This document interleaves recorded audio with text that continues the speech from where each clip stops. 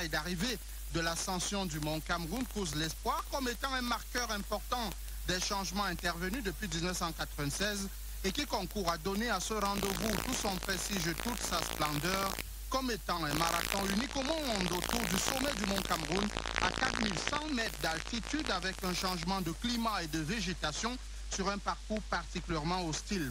De 140 athlètes à la première édition en 1973, nous en sommes à 600 effectifs stabilisés, 30 000 francs CFA et 14 casiers de bière pour récompenser le tout premier vainqueur, John Ekema. La cagnotte est portée aujourd'hui à 10 millions de francs CFA pour les vainqueurs hommes et femmes, 7 millions et 5 millions pour les deuxième et troisième.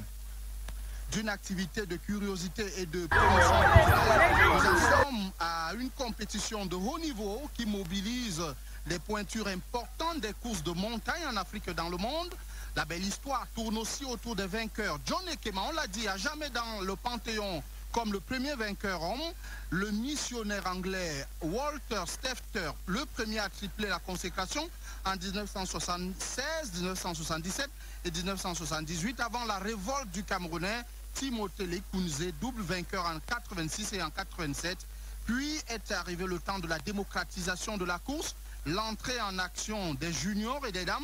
Émile Yangonja Mojoko, première vainqueur en 82, l'écrasante domination de Sarah Liengo et Yvonne Goya, toutes deux, 7 fois reines de la montagne, mais aussi de non-accomplissement avec un repos dans l'organisation pendant 3 ans, entre 93 et 96, une participation en continu pour un homme, George Jakai, qui a pris part à toutes les éditions depuis 1973.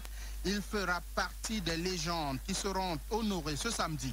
Pour l'instant, Marie-Françoise, le décor de la cérémonie d'ouverture est fin prêt. Le représentant du président de la République, le ministre des Sports et de l'Éducation physique, le professeur Narcisse Moelle Kombi est annoncé, avec à ses côtés le gouverneur du Sud-Ouest, Bernard Okalia-Bilaï, et les chefs traditionnels du Sud-Ouest, annoncés en grand nombre.